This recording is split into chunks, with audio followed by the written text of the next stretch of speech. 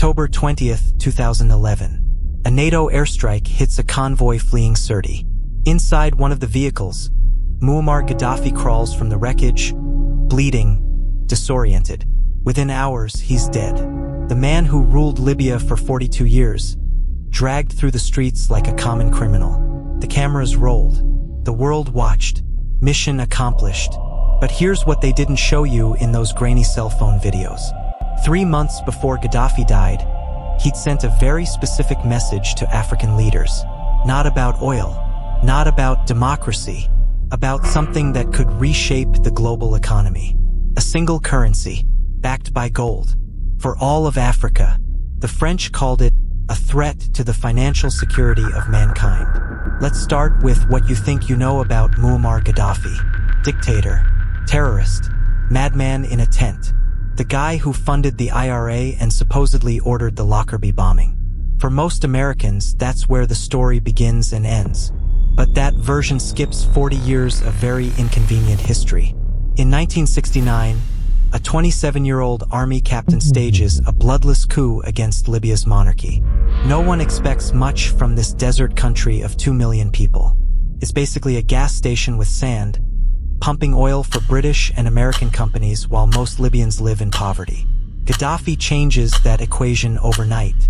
He kicks out the foreign oil companies, nationalizes the entire industry, takes Libya's daily oil revenue from thousands to millions of dollars. Then he does something even more radical. He shares it. By 2010, Libya has free healthcare, free education through university, and free electricity.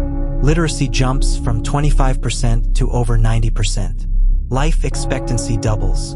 The UN calls it the most developed nation in Africa. But here's the part they don't teach in school. None of this makes Western governments happy. A successful African socialist state, controlling its own resources, spreading wealth to its people? That's not how the system is supposed to work. That's a dangerous example. So they paint him as a madman. And for a while, it's easy to do. Gaddafi funds Palestinian groups, Irish Republicans, anyone fighting Western powers. He talks about revolution, wears bizarre outfits, gives rambling speeches. The perfect villain for the evening news. But by 2003, something changes. The Iraq invasion sends a clear message to every leader in the Middle East. Saddam Hussein, once a Western ally, now swinging from a noose. The lesson is simple. Get with the program or get destroyed. Gaddafi gets with the program. He abandons his nuclear weapons program, pays compensation for Lockerbie, opens Libya's economy to Western investment. Suddenly, he's not a terrorist anymore. He's a reformed leader, a partner in the war on terror. Tony Blair flies to Tripoli, shakes his hand in Gaddafi's famous tent. Condoleezza Rice calls him an interesting man. Italian Prime Minister Berlusconi kisses his hand. Literally, Western oil companies flood back into Libya. BP signs deals worth billions. So does Shell, ExxonMobil, Total. Gaddafi even starts parking Libya's sovereign wealth fund in Western banks.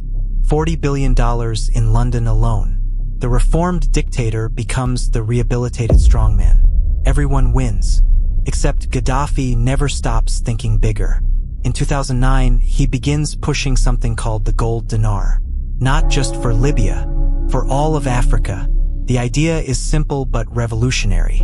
Instead of using dollars or euros for oil sales, African nations would trade in a currency backed by their own gold reserves. Libya alone has 144 tons of gold. Nigeria has oil. South Africa has minerals. Together, they could create the first truly independent African financial system. Gaddafi starts lobbying African leaders personally. He offers to fund the transition with Libya's oil money. He promises to break Africa free from what he calls Western economic colonialism. The response from Washington and Paris is immediate and hostile. A State Department cable from 2009, released by WikiLeaks, calls the gold dinar a threat to French economic interests in Africa. Another document warns that Gaddafi's currency plan could destabilize global markets. Here's why they're terrified. Every barrel of oil sold in dollars strengthens American economic power. Every Every transaction in French francs keeps West African nations dependent on Paris. The entire global economy runs on this system. If the world's largest oil-producing continent suddenly stops using Western currencies, the consequences would be catastrophic. For the West, for Africa, it would be liberation. But Gaddafi makes a crucial mistake. He trusts the system that rehabilitated him. December 2010. A fruit vendor in Tunisia sets himself on fire. Protests spread across the Arab world. In Libya, demonstrations begin in Benghazi, the eastern city that has always resented Gaddafi's rule. The Libyan leader responds exactly like you'd expect a dictator to respond, with violence. But here's where the story gets interesting. Instead of supporting negotiations or sanctions, Western nations immediately begin planning military intervention. 3 weeks after the protests begin, French President Sarkozy calls for regime change. Not reform, not dialogue, complete removal. The speed is unprecedented. In Egypt, they waited months before abandoning Mubarak. In Syria, they've watched Assad kill hundreds of thousands without direct intervention. But Libya, 3 weeks and they're loading the bombers. The public justification is humanitarian. Responsibility to protect. Preventing genocide. All the right buzzwords for a just war. The UN Security Council passes Resolution 1973, authorizing all necessary measures to protect civilians. Russia and China abstain, thinking it means a no-fly zone. They're wrong. March 19, 2011. French jets begin bombing Libyan government forces. Within hours, the mission expands far beyond protecting civilians. NATO starts targeting government buildings, communication centers, Gaddafi's homes. This isn't peacekeeping. It's regime change. For 7 months, the most powerful military alliance in history pounds a nation of 6 million people. They drop over 26,000 bombs. Destroy Libya's military, its government, its infrastructure. And they do it all in the name of human rights. But leaked emails later reveal the real motivations. Sidney Blumenthal, Hillary Clinton's unofficial advisor, sends her regular updates during the bombing campaign. In one email, he writes that Gaddafi's gold reserves and oil wealth present a major opportunity for French and British companies. Another message mentions that France is particularly concerned about Libya's gold dinar plans and their threat to French influence in Africa. The humanitarian intervention, it turns out, has some very non-humanitarian goals. As NATO bombs rain down, Libyan rebels advance with Western air support. They're not peaceful protesters anymore. They're armed militias with foreign backing, foreign weapons, foreign air cover. Gaddafi's forces crumble. By August, rebels control most of the country. The leader who once seemed untouchable is reduced to hiding in safe houses, moving convoy to convoy. October 20th, 2011. NATO pilots spot a convoy leaving Sirte, Gaddafi's hometown and last stronghold. The mission is clear: capture or kill. They choose kill. 2 Hellfire missiles hit the vehicles.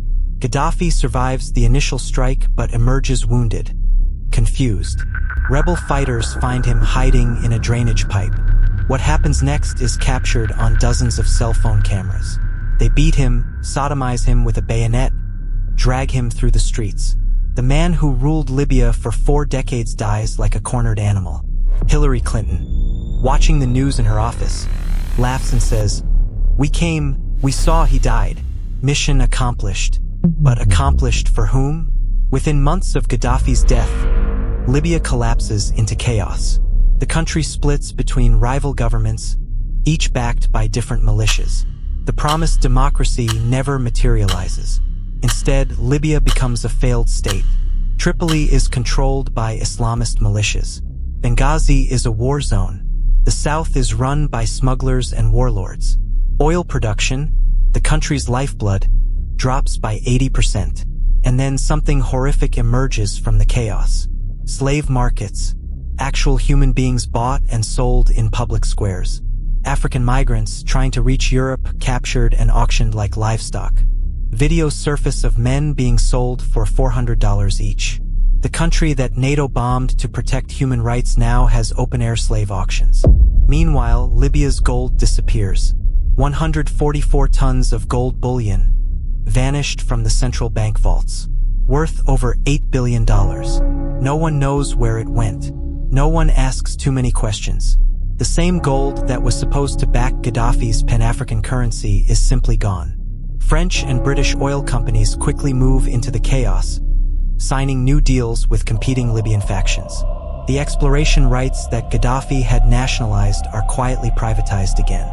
The threat to French influence in Africa evaporates with Gaddafi's death. The gold dinar plan dies with him. African nations go back to trading in dollars and francs just like before. But Libya's destruction sends a message across the continent.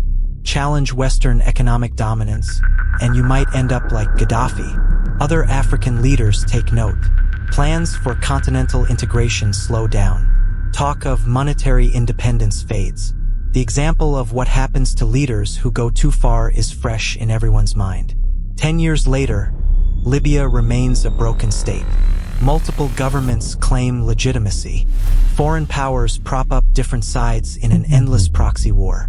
The coastline has become a launching point for desperate migrants fleeing poverty and violence. The country with Africa's largest oil reserves can't keep its lights on. The humanitarian intervention created a humanitarian disaster that continues today. The mission to protect civilians destroyed an entire civilization. But from a certain perspective, it worked perfectly. Libya's oil is back in Western hands. Its gold is gone. Its example as a successful African socialist state is erased. The threat to global financial systems eliminated. The only cost was a country and its people. Today, when Western leaders talk about Libya, they call it a mistake. A good intervention gone wrong. Lessons learned about the limits of military force. They don't mention the gold dinar. They don't mention the oil deals. They don't mention the geopolitical calculations that turned a humanitarian crisis into a regime change operation. They especially don't mention that it worked exactly as intended. Gaddafi was many things. A dictator who brutalized his own people. A sponsor of terrorism who funded violence across the globe. A megalomaniac who believed his own propaganda about being Africa's king of kings. But he was also the leader of the most prosperous nation in Africa. A man who used oil wealth to educate his people and build infrastructure. Someone who dared to imagine an Africa free from Western economic control. The tragedy isn't that a dictator died. The tragedy is that his country died with him. And the bigger tragedy is that everyone saw it coming. The chaos, the militias, the collapse. Iraq had already shown what happens when you destroy a functioning state without a plan for what comes next. But they did it anyway, because sometimes the destruction is the point. Libya today stands as a monument to the gap between humanitarian rhetoric and geopolitical reality. Between the story they tell and the story that actually happened. Between what they teach and what they don't. The next time you hear about humanitarian intervention, about protecting civilians, about the responsibility to protect, remember Libya. Remember that good intentions can hide darker motives. That saving people sometimes means destroying them. That liberation can look a lot like conquest. Remember that power always finds a way to dress itself up as justice. And remember that the cost is always paid by people who never had a choice. If you've made it this far, comment the word sovereign. We'll know you're one of the few who still pays attention.